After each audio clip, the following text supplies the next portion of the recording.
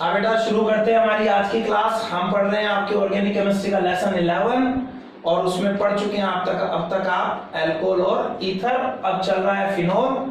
Phenol में भी बात हो चुकी है, कैसे प्रिपेयर करते हैं, क्या इसका इंट्रोडक्शन था, नोमेनक्लेचर किस तरह से किया, क्लासिफिकेशन कैसे किया, फिजिकल प्रॉपर्टीज क्या थी, एसिडिक कैरेक्टर पे बात हो चुकी थी और कार्बन ऑक्सीजन बॉन्ड जहां टूटता है, सीओ बंध का विदलन जहां होता है वहां भी बात कर ली थी।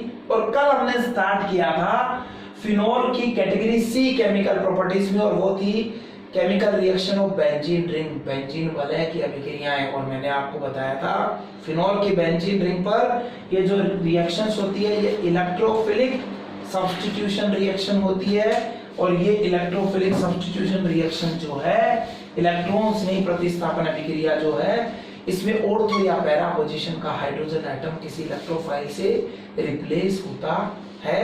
इस कैटेगरी की भी दो रिएक्शन, नाइट्रेशन और सल्फोनेशन, आप पढ़ चुके थे। आइए बात करते हैं इलेक्ट्रोफिलिक सब्स्टिट्यूशन रिएक्शन। इलेक्ट्रॉन्स नहीं प्रतिस्थापन अभिक्रिया में हमारी आज की पहली और वैसे तीसरी reaction Friedel craft reaction, Friedel craft अभिक्रिया। हेलोएरीन के समय भी आपको बताया था फ्रीडेल क्राफ्ट अभिक्रिया होती है दो तरह की, फ्रीडेल क्राफ्ट एल्काइलेशन और फ्रीडेल क्राफ्ट एसाइलेशन, यानी फ्रीडेल क्राफ्ट एल्किलीकरण और फ्रीडेल क्राफ्ट एसिलीकरण। जब आपने किया था फ्रीडेल क्राफ्ट एल्किलीकरण, मेन चीज थी कि फ्रीडेल क्राफ्ट अभिक्रिया में, फ्रीडेल क्राफ्ट रिएक्शन में कैटलिस्ट या उत्प्रेरक के रूप में यूज होता है एनहाइड्रस AlCl3, जिसका काम था फ्रीडेल क्राफ्ट अभिक्रिया में आपको इलेक्ट्रोफाइल प्रोवाइड करना, आपको इलेक्ट्रॉन्स नहीं प्रदान करना। कैसे होती है रिएक्शन? जब आपने पढ़ा था फ्रीडेल क्राफ्ट एल्किलीकरण, तो आपने एरोमेटिक कंपाउंड की रिएक्शन करवाई थी एल्किल हैलाइड से, वहां से निकल के आया था कौन? इलेक्ट्रोफाइल एल्किल ग्रुप, और बेंजीन रिंग पर अटैच हो गया था। वही होना है। आइए कैसे देखते हैं। हमारी फर्स्ट रिएक्शन है इस कैटेगरी में Friedel Crafts alkylation, Friedel Crafts एल्किलीकरण। तो फ्रीडेल क्राफ्ट एल्किलीकरण में क्या होता है, एल्काइलेशन में क्या होता है? देखिए बेटा, ये कहता है कि जब आप फिनोल की अभिक्रिया, फिनोल की रिएक्शन, ये फिनोल है आपका, सही है, बेंजीन रिंग पर OH, आपको मालूम है या तो ऑर्थो का हाइड्रोजन जाएगा या पैरा का। हाइड्रोजन सभी पोजीशंस पे है, मैं दिखा हो रहा हूं जिनको रिप्लेस करना है, जिनको डिस्प्लेस करना है, जिनको हटाना है, ठीक है। जब ये रिएक्ट करता है किससे? मैथिल क्लोराइड से ही कर रहा है, सपोज CH3Cl, मैथिल क्लोराइड, दूसरे वर्ड्स में आप इसको कह सकते हैं क्लोरोमेथेन। तो जब आपका फिनोल इस क्लोरोमेथेन से रिएक्ट करता है तो फिनोल की ऑर्थो या पैरा पोजीशन का हाइड्रोजन एटम इसके क्लोरीन के साथ चला जाता है। देखिए चला गया। जाहिर सी बात है कार्बन और क्लोरीन में क्लोरीन की इलेक्ट्रोनेगेटिविटी हाई है, इसलिए इस पे नेगेटिव चार्ज, और कार्बन पे कौन सा चार्ज आएगा? पॉजिटिव चार्ज आएगा। यहां से H विदाउट इलेक्ट्रॉन H+ के रूप में निकल गया, H+ निकल गया और नया प्लस यानी नया इलेक्ट्रॉन्स नई रिंग पर आकर के जुड़ गया। क्या निकला है? HCl। अगर ऑर्थो का हाइड्रोजन हटा है और वहां पर क्या आ गया है? मिथाइल ग्रुप आ गया है, तो ये आपका ऑर्थो प्रोडक्ट है। आपको मालूम है जब आपने फिनोल के साथ मैथिल ग्रुप जोड़ा था तो आपने इसको क्या कहा था? आपने इसको क्रिसोल कहा था, और क्रिसोल में दोनों 1-2 पोजीशन पे, इसलिए कौन सा क्रिसोल है? ये ऑर्थो क्रिसोल है। तो आपको यहाँ ऑर्थो क्रिसोल मिलता है, लेकिन वही बात, मेन प्रोडक्ट कौन होता है? पैरा, क्योंकि ये स्टेबल होता है। तो यहाँ OH और यहाँ CH3 आ सकता है, दोनों का मिक्सचर। मेन प्रोडक्ट हमेशा कौन सा होता है? आपको दो मिक्सचर में से पैरा, नाम इसका क्या हो जाएगा? Para cresol. तो क्या हुआ इस रिएक्शन में? कहता है जब फिनोल की अभिक्रिया आप निर्जल AlCl3 की उपस्थिति में मैथिल क्लोराइड से होती करवाते हैं तो बेंजीन वलय का H परमाणु मैथिल समूह से प्रतिस्थापित हो जाता है और पैरा क्रिसोल और ऑर्थो क्रिसोल का मिश्रण प्राप्त होता है। इसे ही फ्रीडेल क्राफ्ट एल्किलीकरण अभिक्रिया कहते हैं, क्योंकि इसमें बेंजीन वलय का H परमाणु एल्किल समूह से प्रतिस्थापित होता है। When phenol reacts with chloromethane or methyl chloride in the presence of anhydrous AlCl3, the H atom of benzene ring is replaced by alkyl group. This reaction is known as Friedel-Crafts alkylation, in which we got two types of product, para-cresol and ortho-cresol. Now see how the reaction takes place. होती कैसे है? वही बात, पहले कौन काम आएगा? AlCl3। इसका काम क्या? आपको इलेक्ट्रोफाइल देना। इलेक्ट्रोफाइल क्या है? मैथिल ग्रुप। मैथिल ग्रुप किसमें है? मैथिल हैलाइड में। तो पहला काम, इस मैथिल हैलाइड पर AlCl3 अटैक करेगा। देखिए मैकेनिज्म क्या होगा उसको समझ रहे हैं। वेरी फर्स्ट मैथिल क्लोराइड है मेरे पास CH3Cl, इस पर AlCl3 ने अटैक कर दिया बेटा इस तरह से। ओके, इसने अटैक कर दिया, क्या हुआ? मैंने कहा था आपको AlCl3, इस पर 3 Cl है, एल्यूमिनियम 13th ग्रुप का है, 3 इलेक्ट्रॉन रखता है, 3 को क्लोरीन से शेयरिंग करता है, तो भी इसके पास आउटर मोस्ट ऑर्बिट में मॉलिक्यूल में 6 इलेक्ट्रॉन रहते हैं, अभी भी इसका ऑक्टेट कंप्लीट नहीं है। इसलिए मैथिल क्लोराइड पे अटैक करता है और उसके क्लोरीन को अपनी ओर अट्रैक्ट करता है। इसकी नजर क्लोरीन पर नहीं, क्लोरीन के पैसों पर है, उसके इलेक्ट्रॉन पर है, वो चाहिए, तो विद इलेक्ट्रॉन उसको बुलाता है। जब क्लोरीन अपने 2 इलेक्ट्रॉन इसके पास लेके जाता है तो इसका ऑक्टेट कंप्लीट हो जाता है और ऐसे में बनता है AlCl4 माइनस क्लोरीन विद पैसा, विद मनी, विद इलेक्ट्रॉन आ रहा है तो माइनस ला रहा है। क्या बन गया? AlCl4 माइनस, और क्या बाहर निकल गया बेटा? CH3 plus. ये CH3 प्लस जिस पर प्लस चार्ज है, यानी यही तो इलेक्ट्रॉन डेफिशिएंट है, यही तो इलेक्ट्रॉन से अफेक्शन रखेगा, यही तो इलेक्ट्रोफाइल है। तो इलेक्ट्रोफाइल कार्ब कैटायन जो यहाँ बना है आपका, ये जाकर के सेकंड स्टेप में अटैक करता है किस पर? आपके फिनोल पर। पता है आपको फिनोल में क्या होता है? फिनोल में रेजोनेंस के कारण, अनुनाद के कारण इन ऑर्थो और पैरा पोजीशन पर इलेक्ट्रॉन डेंसिटी इंक्रीज हो जाती है, इलेक्ट्रॉन घनत्व बढ़ जाता है, इसलिए आने वाला इलेक्ट्रोफाइल इन्हीं पर अटैक करता है और यहाँ के हाइड्रोजन को हटाकर उसकी जगह खुद जुड़ जाता है। अगर उसने हटाया है ऑर्थो पोजीशन के H को, तो ये ऑर्थो पे अटैच होगा और आपको ऑर्थोक्रिसोल मिल जाएगा बेटा, ये लीजिए। और अगर उसने हटाया है पैरा पोजीशन के H को, तो क्या होगा? आपको मिल जाएगा, ये लीजिए, पैराक्रिसोल मिल जाएगा। ठीक है, और देखिए कौन हटा है? H किस रूप में हटा है? H प्लस के रूप में। अब ये H प्लस वापस किसके पास जाएगा? AlCl4 माइनस के पास, और H प्लस AlCl4 माइनस के पास जाकर के इससे क्या करेगा? वापस से Cl माइनस को ले लेगा, क्या बना लेगा? HCl, और आपको फिर से क्या मिल जाएगा? AlCl3। इस तरह से ये 3 स्टेप्स है मैकेनिज्म के, जिनके थ्रू ये रिएक्शन कंप्लीट होती है। आप फिर देखिए, यहाँ AlCl3 काम आया, यहाँ बन गया, यहाँ H प्लस बना, यहाँ काम आ गया, यहाँ AlCl4 माइनस बना, यहाँ काम आ गया, यहाँ कार्ब कैटायन बना, यहाँ काम आ गया। रियल में बचा क्या है? यही फिनोल, ये रहा, ये मिथाइल क्लोराइड देखिए ये रहा, और उधर वही दोनों प्रोडक्ट आपके ऑर्थोक्रिसोल, पैराक्रिसोल, और साथ में क्या? HCl। चाहे यहाँ लिखो और चाहे यहाँ लिख दो, बात तो एक ही है। अब पढ़ते हैं फ्रीडल-क्राफ्ट रिएक्शन में हमारी सेकंड रिएक्शन, फ्रीडल-क्राफ्ट एसिलीकरण, एसाइलेशन। और एसाइलेशन या एसिलीकरण के लिए यूज करते हैं बेटा एसिड हैलाइड को। तो बेटा जब आप फिनोल की रिएक्शन, यही तो है हमारा फिनोल, किससे करवाते हैं? एसिटिल, एसिटिल ग्रुप यही तो होता है CH3CO, और उसके साथ जोड़ दीजिए Cl, एसिड हैलाइड का फर्स्ट मेंबर हो गया एसिटिल क्लोराइड। तो जब फिनोल की रिएक्शन एसिटिल क्लोराइड से होती है, ठीक है, किसकी प्रेजेंस में? वही निर्जल AlCl3 एनहाइड्रस AlCl3। तो बेंजीन रिंग की ऑर्थो या पैरा पोजीशन का हाइड्रोजन एटम प्लस के रूप में निकलता है, यहां से Cl माइनस को ले जाता है। देखिए ये एसिटिल ग्रुप पॉजिटिव होता है इसका कार्बन, तो ये इलेक्ट्रोफाइल या इलेक्ट्रॉन स्नेक की तरह बिहेव करेगा और ये आकर के इस पे अटैच हो जाएगा। ऑर्थो पे जुड़ा है तो आपको ये मिला, देखिए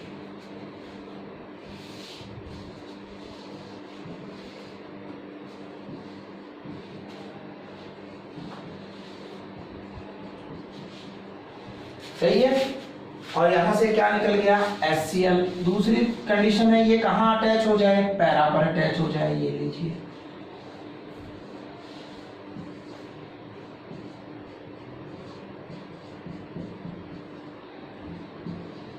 क्या देख रहे हैं आप, C double bond O group को कहते हैं कार्बोनिल ग्रुप, और इस कार्बोनिल ग्रुप के इधर भी कार्बन और ये वाला भी क्या है, कार्बन ही तो है। जब कार्बोनिल ग्रुप के दोनों तरफ कार्बन हो तो ये हो गया कीटोन। क्या हो गया, कीटोन। तो इस कंपाउंड का जब नाम लिखते हैं तो बेटा ये फेनिलफिनोन बन जाता है, इसको कहते हैं एसीटो। एसिटिल की बजाय आप कार्बन से अटैच होते हैं, इसको एसीटो बोलते हैं, एसीटोफिनोन। और उस एसीटोफिनोन पर ये OH एक सब्स्टिट्यूट है। अगर काउंटिंग यहां से स्टार्ट करें तो ये 2 पर है, तो इसका नाम हो जाएगा 2 हाइड्रोक्सी एसीटोफिनोन, 2 हाइड्रोक्सी एसीटोफिनोन। और अगर ये 4 पे जुड़ गया तो इसका नाम है 4 हाइड्रोक्सी एसीटोफिनोन।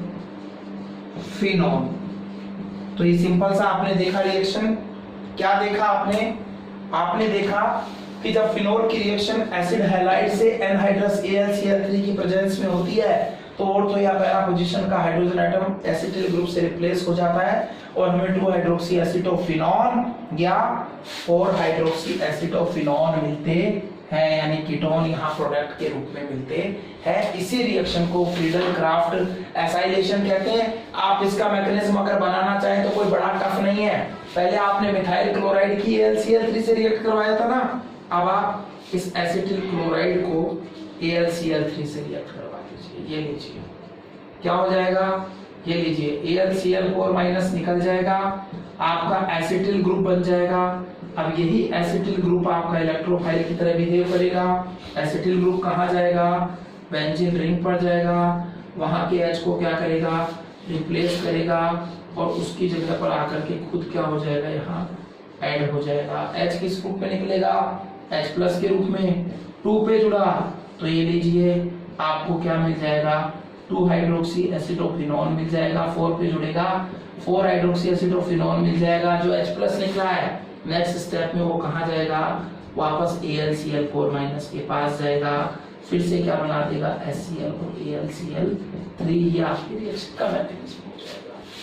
तो ये सेकंड अभिक्रिया हुई जब फिनोल की अभिक्रिया निर्जल AlCl3 की उपस्थिति में एसिटिल क्लोराइड से करवाते हैं तो 2 हाइड्रोक्सी एसीटोफिनोन या 4 हाइड्रोक्सी एसीटोफिनोन बनता है। इस अभिक्रिया में बेंजीन वाले का H परमाणु एसिटिल समूह से प्रतिस्थापित होता है, इसलिए इसको फ्रीडल क्राफ्ट एसिटिलीकरण या एसिलीकरण के नाम से भी जानते हैं। याद रहे पूछा जाता है कि फ्रीडल क्राफ्ट अभिक्रिया में एनहाइड्रस AlCl3 का क्या काम है।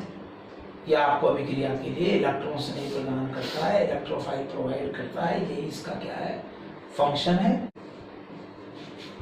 अब हम बात कर रहे हैं हमारी आज की सेकंड और वैसे 4th इलेक्ट्रोफिलिक सब्स्टिट्यूशन रिएक्शन, चौथी इलेक्ट्रॉन स्नेह प्रतिस्थापन अभिक्रिया फ्रीज पुनर्विन्यास। फ्रीज केमिस्ट का नाम था, साइंटिस्ट का नाम था जिन्होंने इस रिएक्शन के बारे में बताया। ये कहती है कि जब आप फिनोल की अभिक्रिया एसिटिल क्लोराइड से करवाते, देखिए आपने एसिटिलीकरण पहले भी पढ़ा है बेटा।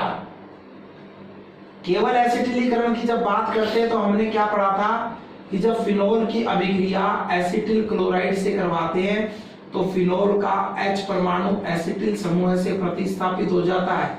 ऐसा मैंने आपको बताया था जब फिनोल की एसिडिक कैरेक्टर की रिएक्शन बताई थी, और बताया था जब ये परमाणु प्रतिस्थापित हो जाता है कौन सा, OH समूह वाला H,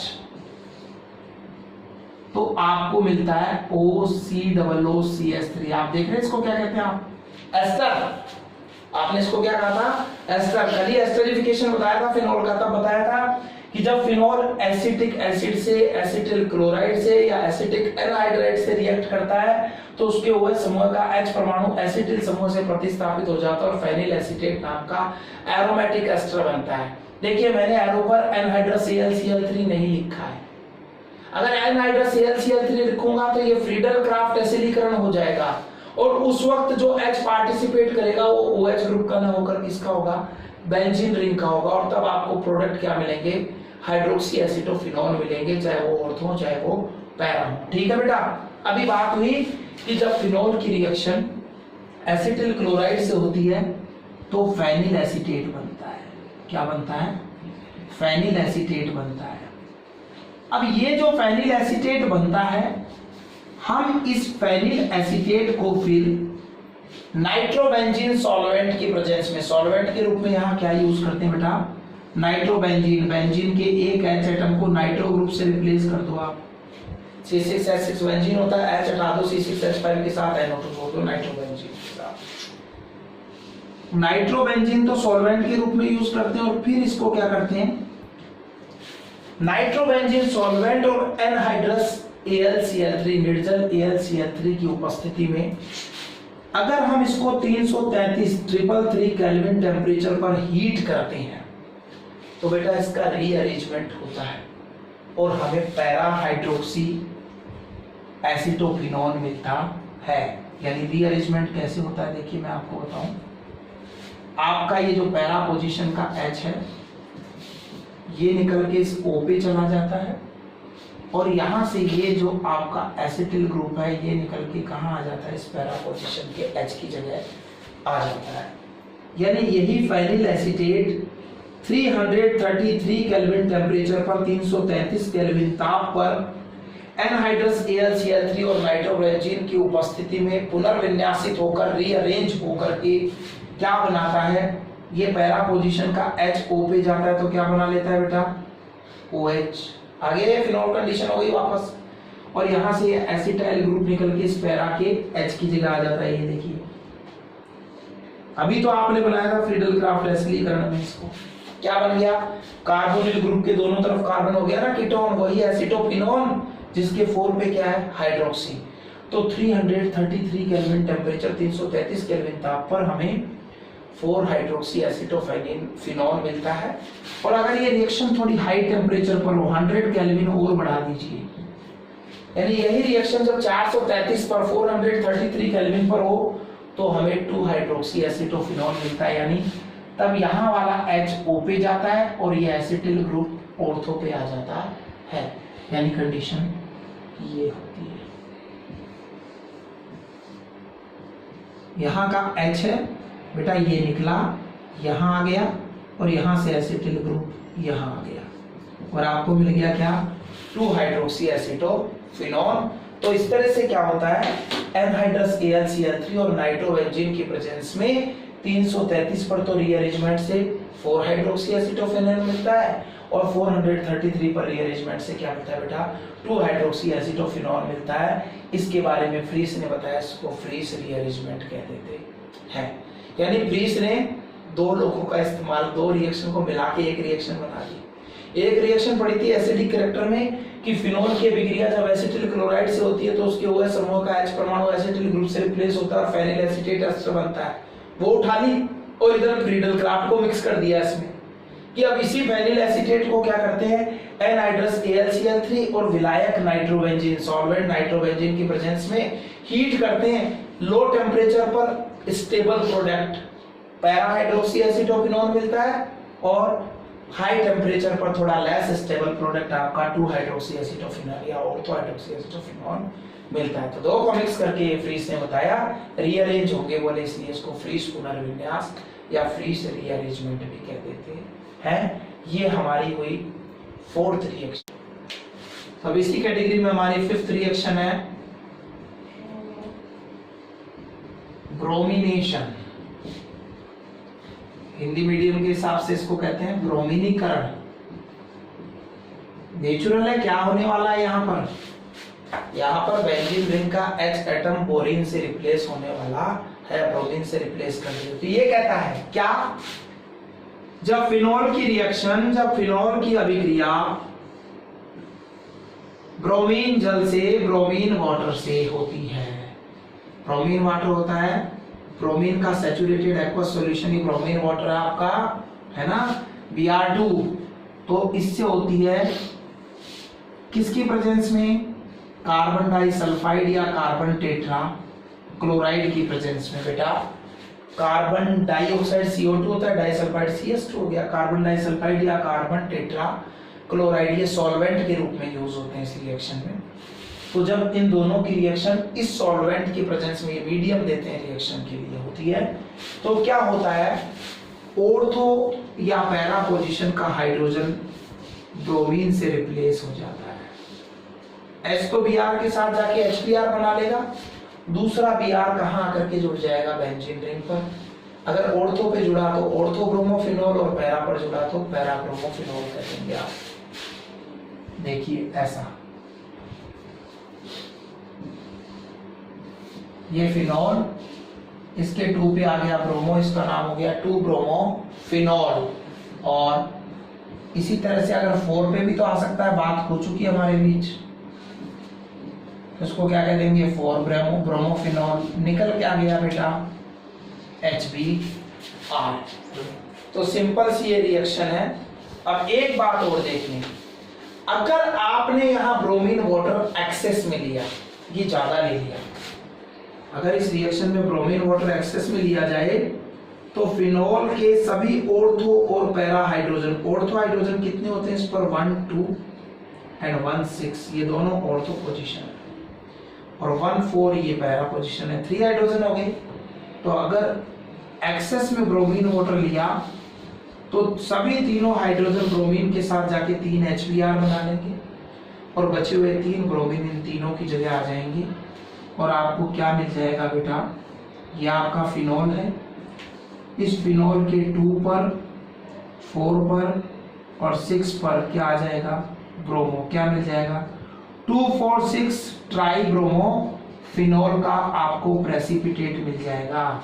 यानी जब फिनोल की रिएक्शन ब्रोमीन वाटर के एक्सेस से होती है तो 2 4 6 ट्राई ब्रोमोफिनोल का प्रेसिपिटेट मिलता है। ये फिनोल की टेस्टिंग है, फिनोल की टेस्टिंग कर सकते हैं कि ब्रोमीन वाटर के साथ ये 2 4 6 ट्राई ब्रोमोफिनोल का प्रेसिपिटेट बनाता है। ये आपकी रिएक्शन हुई कौन सी, ब्रोमिनेशन। अब आगे बढ़, फॉर्मुलेशन अपने आप में बड़ी इंपॉर्टेंट रिएक्शन है। फॉर्मुलेशन के कई टाइप्स में आपको बताने वाला हूं, अलग अलग साइंटिस्ट ने अपने अपने टाइम पर अलग अलग की बात की थी, और उसमें पहले आयोजी राइमर राज नाम आया था, राइमर टीमान क्लोरोफॉर्म, है ना। तो पहली रिएक्शन आपकी है क्या फॉर्मुलेशन में, राइमर टीमांस, राइमर टीमांस रिएक्शन फॉर्मुलेशन में हमारी फर्स्ट रिएक्शन है। हमने क्या पढ़ा था, हमने पढ़ा था कि जब फिनोल की रिएक्शन, यही तो था आपका फिनोल, जब फिनोल की रिएक्शन क्लोरोफॉर्म से CHCl3 से कास्टिक पोटाश KOH की प्रेजेंस में होती है तो बेंजीन रिंग का ortho hydrogen formal group, formal किसे कहा था बेटा, मैंने आपको पहले ही बताया था बेटा, ये देखिए ये आपका एक एसिड है, मैं आपको बताऊं HCOOH, आप इसको फॉर्मिक एसिड कहते हैं। इस फॉर्मिक एसिड में से अगर आप केवल H को हटाते हैं तो बनता है HCOO, इसको कहते हैं फॉर्मेट, और अगर इसमें से दोनों OH पूरे को हटाते हैं तो बनता है HCO ग्रुप, HCO ग्रुप जिसको आप एल्डिहाइड ग्रुप कहते हैं, इसी को फॉर्मिल ग्रुप कहते हैं। तो जब हम फिनोल की अभिक्रिया, फिनोल की रिएक्शन कास्टिक पोटाश की प्रेजेंस में क्लोरोफॉर्म से करवाते हैं तो बेंजीन रिंग का ऑर्थो हाइड्रोजन रिप्लेस हो जाता है फॉर्मिल ग्रुप से, यानी CHO ग्रुप से। रिप्लेस कर दीजिए CHO ग्रुप से, पहले पढ़ चुके हम इस रिएक्शन के बारे में। ये लीजिए, जैसे ही बेटा ये CHO ग्रुप से रिप्लेस होगा तो बेंजीन रिंग पर जैसे ही CHO आता है इसको कहते हैं बेंजील्डिहाइड। क्या कहते हैं, बेंजील्डिहाइड। इस बेंजील्डिहाइड में पहले से कौन प्रेजेंट है, OH। एल्कोहल और एल्डिहाइड में से किसकी प्रायोरिटी ज्यादा होगी? एल्डिहाइड की, इसलिए काउंटिंग इधर से 2 पर OH एज ए सब्स्टिट्यूट होगा, इसको बोलेंगे 2 हाइड्रोक्सी बेंजील्डिहाइड। और इस 2 हाइड्रोक्सी बेंजील्डिहाइड का लोकल नेम और है जो आपको याद रहना चाहिए, सैलिसिलेल्डिहाइड। तो क्या कहते हैं राइमर कि जब क्लोरोफॉर्म और कास्टिक पोटास से होती है फिनोल की रिएक्शन तो उसके बेंजीन रिंग का ऑर्थो हाइड्रोजन रिप्लेस होता है फॉर्मल ग्रुप से और हमें बनता है हमें मिलता है 2 हाइड्रोक्सी बेंजील्डिहाइड जिसे कहते हैं सैलिसिलेल्डिहाइड। और बाकी क्या होता है पता है, क्लोरीन है, 17th ग्रुप का पोटेशियम है, फर्स्ट ग्रुप का 7 दिखे हैं, 7 जाएंगे, पोटेशियम और क्लोरीन मिलके क्या बनाएंगे? KCl बनाएंगे। लेकिन ये भी तो दिख रहा है कि क्लोरीन 3 है, पोटेशियम भी कितने चाहिए? 3, तभी तो 3 पोटेशियम 3 क्लोरीन क्या बनाएंगे? 3 KCl बनाएंगे। जब ये 3 KCl बनाएंगे तो देखो बेटा ये आपका कौन सा ग्रुप है? CH ग्रुप है ना। अब इस CH ग्रुप पे कितने OH आ जाएंगे? ध्यान दीजिए थोड़ा सा, ये देखिए, ये देखिए, ये देखिए कितने OH ग्रुप आ गए? 3 OH ग्रुप आ गए, 3 क्लोरीन हट गए। तो क्लोरोफॉर्म का एक्वस KOH से रिएक्शन करवाया था तो तीनों क्लोरीन रिप्लेस हो गए थे, 3 OH आ गए थे। कहा था एक कार्बन पे नहीं रह सकता एक से ज्यादा OH, अगर ऐसा है तो निकल जाता है पानी, तो निकल जाता है यहां से पानी। और आपको कौन सा ग्रुप मिलता है? आपको मिलता है बेटा ये,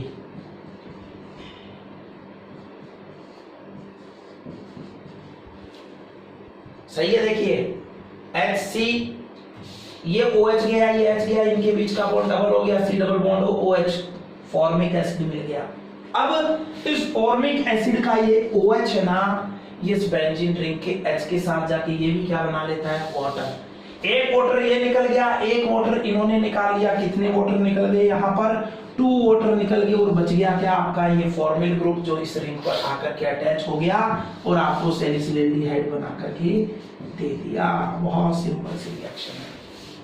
क्या कहा आपने? जब फिनोल की अभिक्रिया होती है कास्टिक पोटास की प्रेजेंस में क्लोरोफॉर्म से तो ऑर्थो हाइड्रोजन रिप्लेस होता है फॉर्मल ग्रुप से और बनता है 2 हाइड्रोक्सी बेंजील्डिहाइड जिसे कहते हैं सैलिसिलेल्डिहाइड। और इस रिएक्शन को कहते हैं राइमर-टिमान फॉर्मुलेशन, जो कि इसमें बेंजीन रिंग का H एटम फॉर्मल ग्रुप से रिप्लेस हुआ है। याद करो यही रिएक्शन जब कार्बन टेट्राक्लोराइड से हुई थी तो क्या हुआ? कार्बन टेट्राक्लोराइड के टाइम क्या आ गया था यहाँ? CCl4। ठीक है बेटा, हम फॉर्मुलेशन पढ़ रहे हैं लेकिन मैं इसके साथ ही राइमर-टिमान कार्बोक्सिलेशन बता रहा हूँ, बाद में दोबारा बात नहीं करूंगा यही, क्योंकि मिलती जुलती है इसलिए यही डिस्कस हो रही है। क्या कह रहे हैं? CCl4 से रिएक्शन करवाते हैं। कोई बात नहीं भैया, जब मेरे पास 3 क्लोरीन थे तो मैं 3 पोटेशियम लेके आया था, अब मेरे पास 4 क्लोरीन है तो KOH कितने लेके आऊंगा? 4 लेके आऊंगा। क्या निकल जाएंगे यहाँ पर? 4 KCl निकल जाएंगे। क्या निकल गए? 4 KCl। मेरे कार्बन पर कितने OH ग्रुप आ गए बेटा? मेरे कार्बन पर 4 OH ग्रुप आ गए। और मैं कह रहा हूं एक से ज्यादा OH तो रह ही नहीं सकता, एक से ज्यादा OH तो रह ही नहीं सकता। क्या निकल गया? वाटर निकल गया ना। क्या निकल गया? यहां से वाटर निकल गया। और अब देखिए क्या बचा इसके निकलने के बाद, उसको भी संभाल लेते हैं। ये वाला बॉन्ड कैसा हो गया? डबल। और अभी भी इस कार्बन पर कितने OH ग्रुप रह गए बेटा? 2। हो नहीं सकता। तो क्या होगा? यहां से फिर एक वाटर मॉलिक्यूल निकलेगा। सही है। क्या बच गया? आप देखो पीछे, इसको भी हटा दिया आपने। CO2 कार्बन डाई ऑक्साइड, ये CO2 घुस गया यहां बीच में। तो ये CO2 देखिए CO2 और ये घुस गया बीच में किसके? H के। क्या बन गया? C+OH। यानी अब बेंजीन रिंग के इस ऑर्थो हाइड्रोजन की जगह कौन सा ग्रुप आ जाता है बेटा? कार्बोक्सिल ग्रुप आ जाता है। और अब इस बनने वाले कंपाउंड को कहते हैं 2 hydroxy benzoic acid. Carboxyl group आ गया। तो जब राइमर-टिमान अभिक्रिया में आप फिनोल की रिएक्शन कार्बन टेट्राक्लोराइड और कास्टिक पोटास से करवाते हो तो हमें सैलिसिलेल्डिहाइड की बजाय salicylic acid 2 hydroxy benzoic acid मिलता है और इस रिएक्शन को राइमर-टिमान कार्बोक्सिलेशन कहते हैं क्योंकि बेंजीन रिंग का H एटम कार्बोक्सिल ग्रुप से रिप्लेस हो रहा है। वाटर अभी भी वही दो निकले हैं, KCl कितने बन गए, 4 बन गए। तो ये राइमर-टिमान रिएक्शन हुई जिसमें सैलिसिलेल्डिहाइड फॉर्मुलेशन से मिलता है और सैलिसिलिक एसिड कार्बोक्सिलेशन से मिलता है। सैलिसिलेल्डिहाइड चाहिए तो क्लोरोफॉर्म से करवाओ 3 क्लोरीन लेते हुए, और अगर सैलिसिलिक एसिड पे पहुंच रहा है तो CCl4 कार्बन टेट्राक्लोराइड से करवाओ 4 क्लोरीन आते हैं। ठीक है, ये आपकी फर्स्ट रिएक्शन हुई फॉर्मुलेशन में राइमर-टिमान, और हमने एक तरह से कार्बोक्सिलेशन भी साथ ही निपटा दिया। ठीक है, अब हम गाटरमान कोच एल्डिहाइड सिंथेसिस के बेटा राइमर-टिमान ने जो अभिक्रिया बताई थी उससे आपने 2 हाइड्रोक्सी बेंजल्डिहाइड बनाए थे और गाटरमान से आपको 4 हाइड्रोक्सी बेंजल्डिहाइड मिलने वाले हैं, बस इतना ही फर्क है। गाटरमान ने यही रिएक्शन 4 हाइड्रोक्सी बेंजल्डिहाइड के लिए बताई थी, जबकि राइमर-टिमान की अभिक्रिया से 2 हाइड्रोक्सी बेंजल्डिहाइड या सैलिसिलेल्डिहाइड मिला था। वहां आपने क्लोरोफॉर्म और कास्टिक पोटाश से रिएक्शन करवाई थी ना, यहां आप क्या करते हैं वो आपको बताता हूं।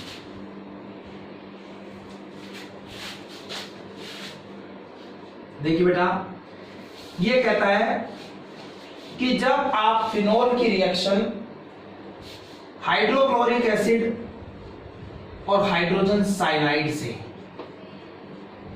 किस से, हाइड्रोक्लोरिक एसिड और हाइड्रोजन साइनाइड से एनहाइड्रस ZnCl2 की प्रेजेंस में करवाते हैं तो आपको बेंजल्डिमीन मिलती है। क्या है बेंजल्डिमीन, इसको समझाता हूं। देखिए होता क्या है, आपको मालूम है हाइड्रोक्लोरिक एसिड स्ट्रॉन्ग एसिड है, इस पे ये H+ और ये क्या है Cl- है। ठीक है, अब इस कार्बन और नाइट्रोजन में से कार्बन की इलेक्ट्रोनेगेटिविटी कम है, इसलिए इस पर पॉजिटिव चार्ज आता है और नाइट्रोजन पे कौन सा चार्ज आता है, नेगेटिव। यहाँ ट्रिपल बॉन्ड है, त्रिबंध है, इसलिए असंतृप्त स्थिति अनसैचुरेशन है, यहाँ एडिशन हो सकता है, यहाँ योग हो सकता है।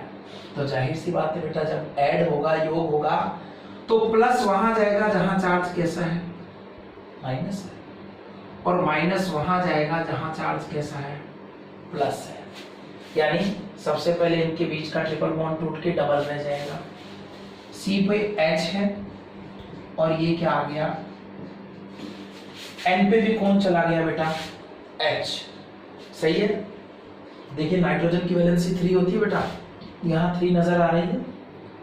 N को H मिला, एक बॉन्ड हाइड्रोजन से बना लिया तो ट्रिपल बॉन्ड टूट के डबल रह गया ना आपका, तो 1 2 और 3 पूरी है, और यहाँ पर इस कार्बन की एक वैलेंसी फ्री हो गई, उससे कौन आके जुड़ गया, ये नेगेटिव पार्ट पॉजिटिव पे गया था, Cl। तो बेटा समझ लीजिएगा, बार बार काम आएगा। इस CH double bond NH group को कहते हैं एल्डिमीन। इस ग्रुप का नाम क्या है, CH डबल बॉन्ड NH का एल्डिमीन है। इस एल्डिमीन से क्लोरीन जुड़ गया, इसे क्या कहेंगे, क्लोर एल्डिमीन। तो सबसे पहले एनहाइड्रस ZnCl2 की प्रेजेंस में हाइड्रोजन साइनाइड और हाइड्रोक्लोरिक एसिड की रिएक्शन से क्लोर एल्डिमीन बनता है, क्लोर एल्डिमीन बनता है। अब ये जो क्लोर एल्डिमीन बना है, ये जाके आपके फिनोल की बेंजीन रिंग पर अटैक करता है। देखिए ये है आपका फिनोल, ठीक है, और इसके कौन से हाइड्रोजन पे अटैक करता है, ये पैरा हाइड्रोजन पर, वहां जाकर के अटैक करता है क्लोर एल्डिमीन। और होता क्या है मैं आपको बताऊं, ये पैरा पोजीशन का हाइड्रोजन इस क्लोर एल्डिमीन के Cl के साथ चला जाता है। अब आपके लिए अंडरस्टूड है यार, आप जानने लग गए हो कि कार्बन की इलेक्ट्रोनेगेटिविटी कम होने के कारण इस पर पॉजिटिव चार्ज है और Cl पर क्या है, नेगेटिव चार्ज है। H यहाँ से विदाउट इलेक्ट्रॉन H+ के रूप में निकलेगा, तो H+ और Cl- आपस में मिलकर HCl बना लेंगे। बचा हुआ पार्ट कैसा है, पॉजिटिव, जिस पे पॉजिटिव है वही तो नेगेटिव यानी इलेक्ट्रॉन से अफेक्शन रखेगा।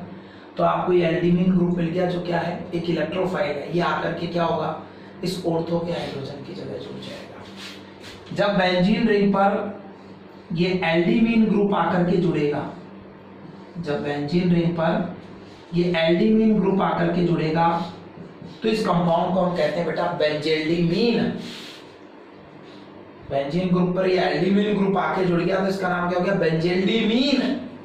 अब इस बेंजेल्डिमीन पर पहले से क्या प्रेजेंट है? OH है ना बेटा, और वो OH कहाँ है बेटा? काउंटिंग इधर से करेंगे कार्बन वाले ग्रुप की तरफ से 4 पर, तो नाम हो जाएगा इसका 4 हाइड्रोक्सी बेंजेल्डिमीन। क्या मिल गया आपको? 4 हाइड्रोक्सी बेंजेल्डिमीन, और निकल क्या गया? HCl।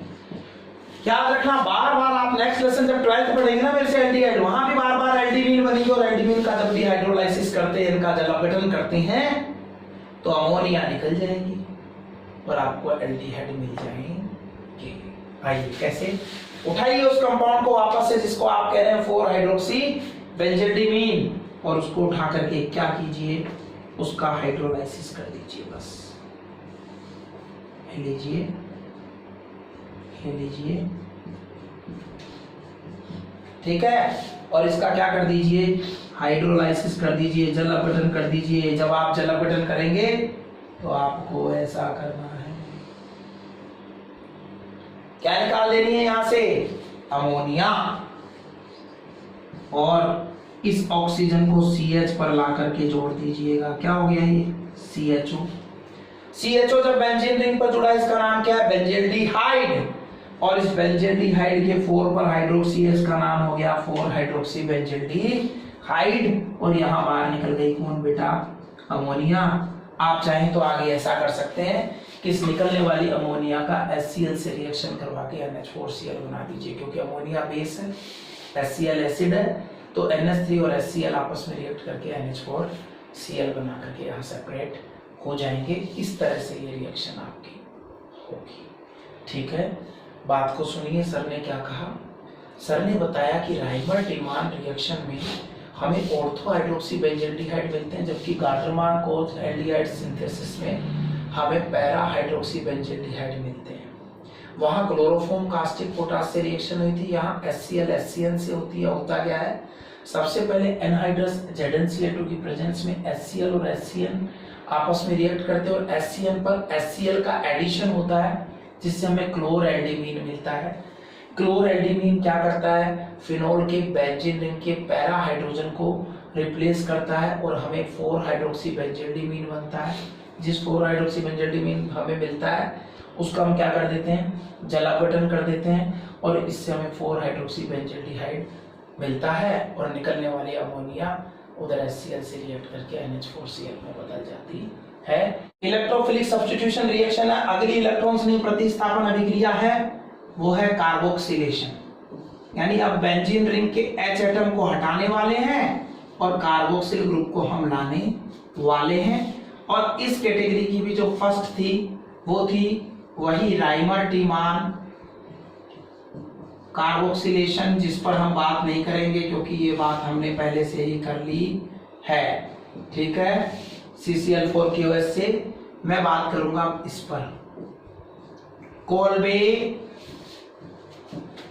श्मिट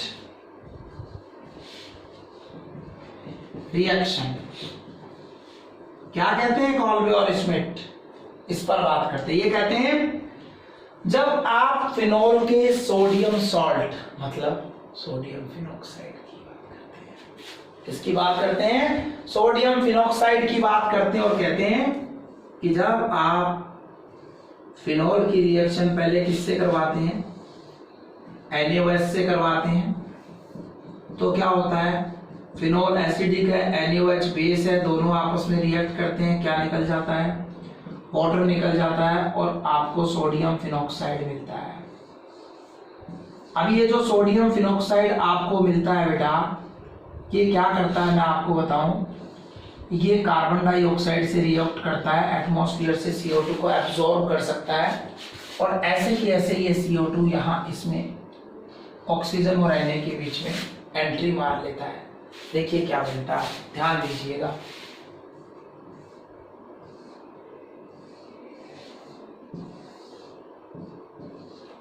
CO2 देखते हैं CO2 को,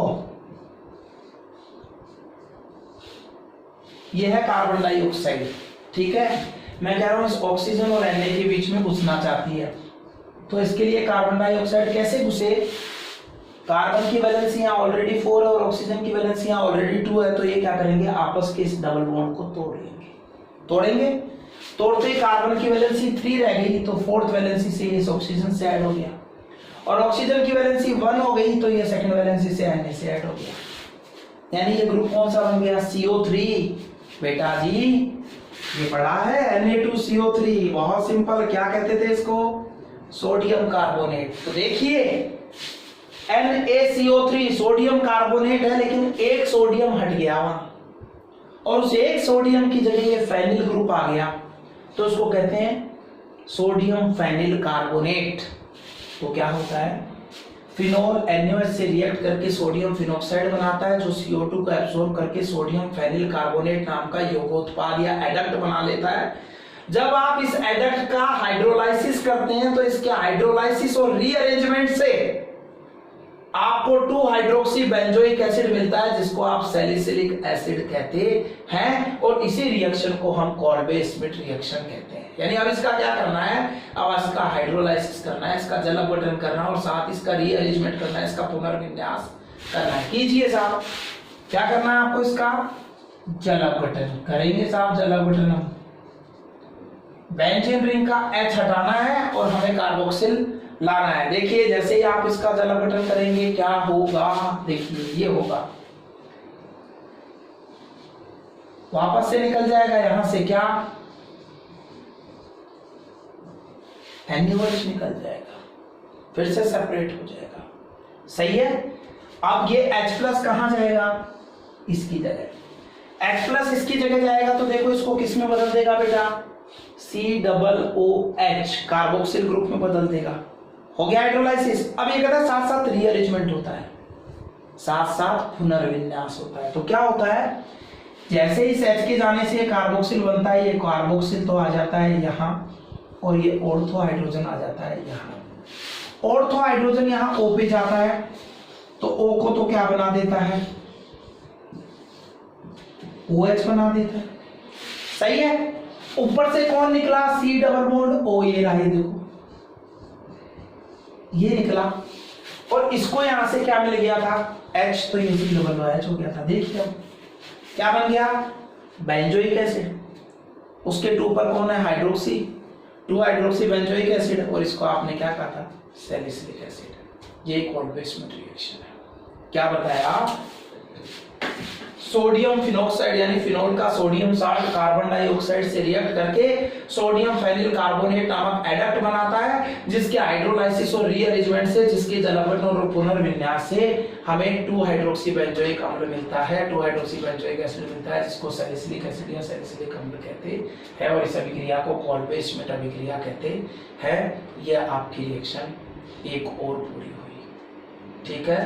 कार्बोक्सिलेशन में कौन सी, कॉल्बे-स्मिथ रिएक्शन। अब नेम रिएक्शन में एक और रिएक्शन, डफ अभिक्रिया, डफ्स रिएक्शन, उस पर बात करते हैं। क्या कहते हैं डफ कहते हैं जब फिनोल की रिएक्शन होती है, किससे, यूरोट्रोपिन से। यूरोट्रोपिन लेसन नंबर 13 जब आप पढ़ेंगे nitrogen compounds, organic compound with nitrogen, nitrogen युक्त कार्बनिक यौगिक का पार्ट 13 पढ़ेंगे, लेसन 13 पढ़ेंगे, वहां आएगा बेटा। ट्रोपिन यानी हेक्सामेथिलीन टेट्राएमीन की रिएक्शन आप करवाते हैं, यूरोट्रोपिन या हेक्सामेथिलीन टेट्राएमीन की रिएक्शन आप करवाते हैं किससे, फिनोल से। तो पहले इंटरमीडिएट के रूप में एल्डिमीन बनता है, ये फिनोल है, इससे करवाते हैं तो इंटरमीडिएट के रूप में क्या बनता है, एल्डिमीन बनता है, यानी ये बेंजीन रिंग का H एटम एल्डिमीन से रिप्लेस होता है। अब बेटा मैं आपको कुछ क्लियर करना चाहता हूं यहाँ पर, एल्डिमीन सर ने भी एक बात बताई थी, कुछ चीजें हैं याद रख लेनी चाहिए जैसे ही आती हैं। सर ने बताया था CH डबल बॉन्ड NH को एल्डिमीन कहते हैं।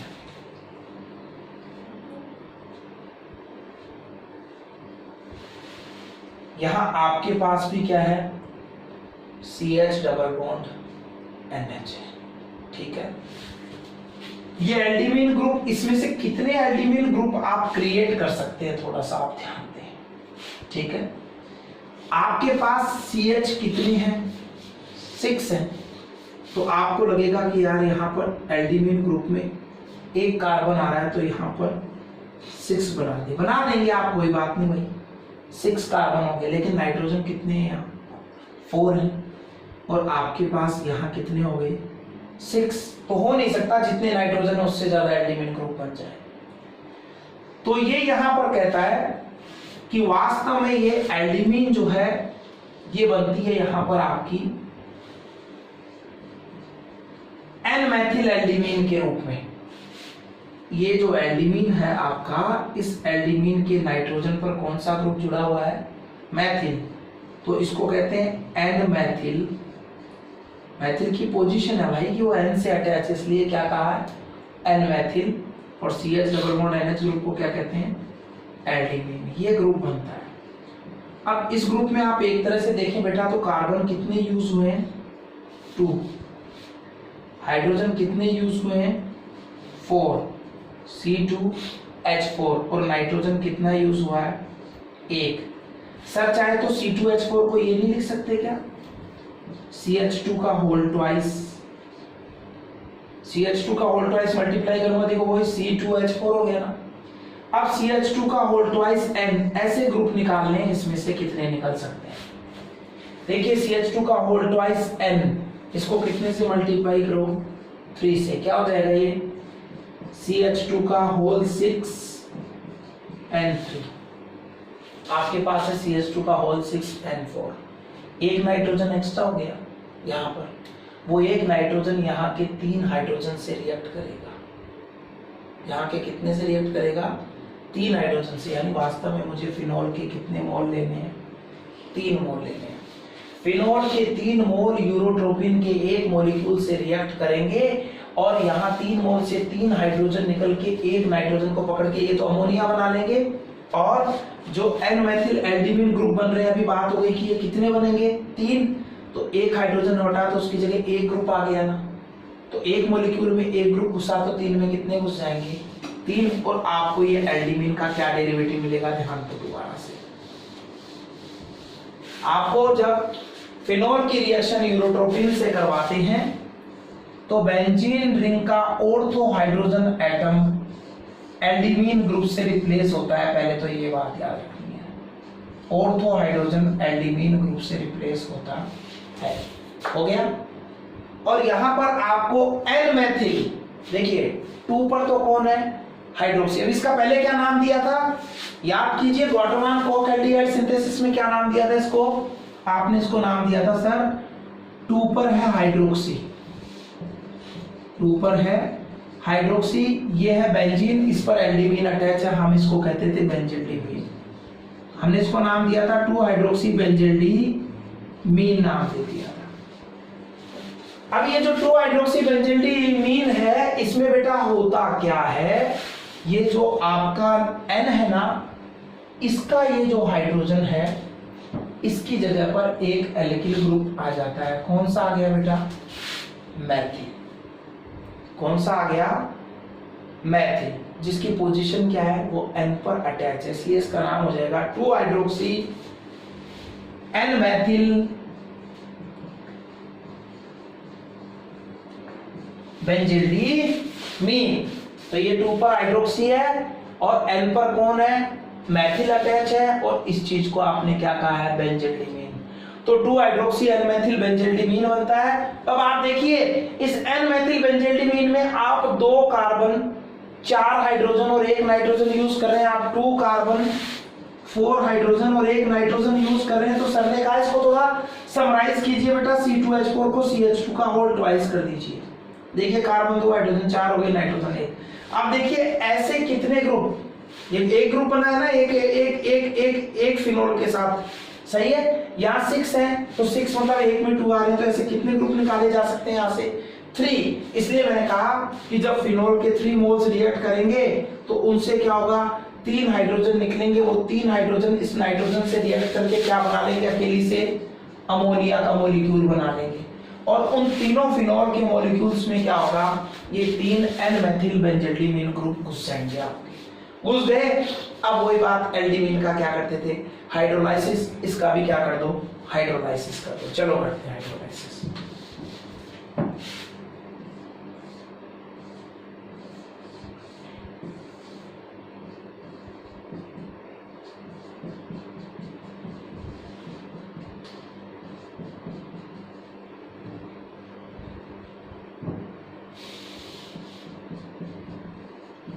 इसका आप करेंगे हाइड्रोलाइसिस। वही बात, CH को तो हमें क्या देना है, O, बाकी जो कुछ है उसको जल के हाइड्रोजन वाटर के हाइड्रोजन के साथ हटा। तो देखो क्या हटा, CH3NH2।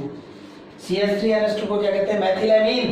पहले अमोनिया बनी थी, लेकिन अब अमोनिया के एक H के साथ यहाँ मैथिल ग्रुप आ गया तो मैथिलएमीन बन गया और ये O यहाँ आ गया। और देखिए ऑर्थो पोजीशन पे CH तो था, O और आ गया बेटा, क्या बन गया ये, बेंजल्डिहाइड। उसके 2 पर हाइड्रोक्सी है, 2 हाइड्रोक्सी बेंजल्डिहाइड और इसी को आपने क्या कहा था, सैलिसिलेल्डिहाइड। तो डफ क्या कहते हैं, डफ कहते हैं जब फिनोल की रिएक्शन यूरोट्रोपिन से होती है तो फिनोल के 3 मोल्स यूरोट्रोपिन के 1 मोल से रिएक्ट करके क्या करते हैं, 2 हाइड्रोक्सी एन मेथिल बेंजल्डिमीन नामक इंटरमीडिएट बनाते हैं और इस इंटरमीडिएट के हाइड्रोलाइसिस से आपको 2 हाइड्रोक्सी बेंजल्डिहाइड यानी सैलिसिलेल्डिहाइड और मेथिलएमीन प्रोडक्ट के रूप में मिलते हैं। वही हमारी डफ अभिक्रिया, डफ रिएक्शन। इस तरह से हमारी इलेक्ट्रोफिलिक सब्स्टिट्यूशन रिएक्शन जो है, इलेक्ट्रॉन्स नहीं, प्रतिस्थापन अभिक्रिया जो है बेंजीन वलय की फिनोल की, वो क्या होती है, कंप्लीट होती है बेटा। अब एक रिएक्शन और आपको बताते हैं, वो है हाइड्रोजनेशन। नाम से स्पष्ट है, हाइड्रोजनेशन मतलब हाइड्रोजनीकरण यानी एडिशन ऑफ हाइड्रोजन होने वाला है। हाइड्रोजनीकरण में, हाइड्रोजनेशन में मैं क्या करने वाला हूं, हाइड्रोजन का एडिशन करने वाला हूं। तो ये कहता है क्या, ये कहता है जब फिनोल का हाइड्रोजनेशन, उसका हाइड्रोजनीकरण आप करते हैं किसकी प्रेजेंस में, करते हैं निकिल, पैलेडियम या प्लेटिनम। ये बेटा आपके डी ब्लॉक के एलिमेंट्स हैं, ट्रांजिशन मेटल्स हैं। इन ट्रांजिशन मेटल्स के अंदर क्या होता है, ये स्पेशल कंपाउंड बनाते हैं, इंटरस्टिशियल कंपाउंड जिनको कहते हैं अंतराकाशी यौगिक। उनके अंदर गैप्स के अंदर क्या होता है, छोटे छोटे गैप्स होते हैं बेटा, खाली जगह होती है, उनमें हाइड्रोजन घुस जाती है। तो निकिल, पैलेडियम और प्लेटिनम के जो क्रिस्टल्स होते हैं उनमें क्या होती है, हाइड्रोजन घुस जाती है और उनके साथ इंटरस्टिशियल कंपाउंड या अंतराकाशी यौगिक बनाती है। जब किसी कंपाउंड को इनके ऊपर से पास करते हैं, इनके ऊपर से प्रवाहित करते हैं, तो इनके अवकाशों में, खाली जगह में छुपी हुई हाइड्रोजन बाहर निकलती है और वो उस कंपाउंड से रिएक्ट करके उसका हाइड्रोजनेशन कर देती है। तो बहुत अच्छे हाइड्रोजनेटिंग एजेंट है आपके कौन, निकिल, पैलेडियम और प्लेटिनम। तो इनसे क्या निकलती है, हाइड्रोजन गैस, वो रिएक्ट करती है और क्या होता है, ये जितने भी डबल बॉन्ड से सारे टूट जाते हैं। तोड़ दीजिए, कितने डबल बॉन्ड तोड़े बेटा आपने, 1, 2 और 3। एक बॉन्ड टूटने से इन 2 की वैलेंसी फ्री होगी बेटा। इसका मतलब 3 डबल बॉन्ड टूटने से कितने की वैलेंसी फ्री होगी, सभी 6 कार्बन की वैलेंसी फ्री हो जाएगी और 6 हाइड्रोजन इन जगहों पर घुस जाएंगे। ठीक है, यानी कितने हाइड्रोजन चाहिए यहाँ, 6, इसलिए हाइड्रोजन के कितने मॉलिक्यूल ले लिए, 3 मॉलिक्यूल। तो जब फिनोल की रिएक्शन निकिल, पैलेडियम या प्लेटिनम से होती है, तो निकिल, पैलेडियम या प्लेटिनम में से फिनोल को पास आउट करने पर इसका हाइड्रोजनीकरण हो जाता है, हाइड्रोजनेशन हो जाता है और बेंजीन रिंग में कौन समा जाते हैं, हाइड्रोजन आकर के समा जाते हैं। इस तरह से आप देख रहे हैं सारे अल्टरनेट डबल बॉन्ड टूट गए, अब ये बेंजीन नहीं रही। अब ये क्या रही उसको देखो, देखो ना, ये कौन है, कार्बन है, कार्बन है, कार्बन है, ये भी कार्बन है, ये भी कार्बन। सिर्फ कार्बन के बीच में सिंगल बॉन्ड है, ऐसा एल्केन में होता है। कितने कार्बन की एल्केन हो गई है, 6 की। हेक्सेन, लेकिन हेक्सेन ओपन चेन होती है बेटा, उसमें फर्स्ट और लास्ट आपस में जुड़ता नहीं है, लेकिन इसमें जुड़ गया। ऐसी एल्केन जिसमें फर्स्ट और लास्ट जुड़ जाए उसको साइक्लो एल्केन कहते हैं। तो 6 कार्बन की हेक्सेन को क्या कहते हैं, साइक्लो हेक्सेन कहते हैं। इस साइक्लोहेक्सेन में देखो हर कार्बन की वैलेंसी कितनी फ्री दिख रही है आपको, 2 यानी सब जगह कितने कितने हाइड्रोजन है बेटा, 2 हाइड्रोजन है। लेकिन वही बात बेटा, जब लीनियर फॉर्मूला लिखते हैं तो हमने 11th में पढ़ा था कि लीनियर फॉर्मूला लिखते हैं तो हाइड्रोजन को रिप्रेजेंट नहीं करते। तो वास्तव में ये रिंग भी क्या है, हमारी साइक्लोहेक्सेन रिंग है इसी की तरह। इस साइक्लोहेक्सेन रिंग में एक कार्बन का H रिप्लेस हो गया OH से, तो ये अल्कोहल बन गया, इसका नाम हो गया साइक्लोहेक्सेन प्लस ऑल साइक्लोहेक्सेनॉल। तो फाइनल रिएक्शन क्या कहती है कि जब फिनोल का हाइड्रोजनीकरण या हाइड्रोजनेशन निकेल पैलेडियम या प्लेटिनम की उपस्थिति में करते हैं तो साइक्लोहेक्सेनॉल बनता है। रिएक्शन बड़ी इंपॉर्टेंट है क्योंकि इसमें एक एरोमेटिक कंपाउंड एक एलिफेटिक कंपाउंड में चेंज हो जाता है, बेंजीन भले ही गायब हो जाती है। तो बड़ी इंपॉर्टेंट थी। अब हमारी लेसन 11 में फाइनल टॉपिक फिनॉल की फाइनल रिएक्शन बाकी है, कंडेंसेशन रिएक्शन या संघनन अभिक्रिया, जिनके बारे में हम हमारी लास्ट और नेक्स्ट क्लास में पढ़ेंगे। वहां ये चैप्टर आपका कंप्लीट होगा। आपको कोई भी प्रॉब्लम है आप इकट्ठी कीजिए, कोई भी क्वेश्चन आंसर है आप फाइंड आउट कीजिए। मैं कल ये चैप्टर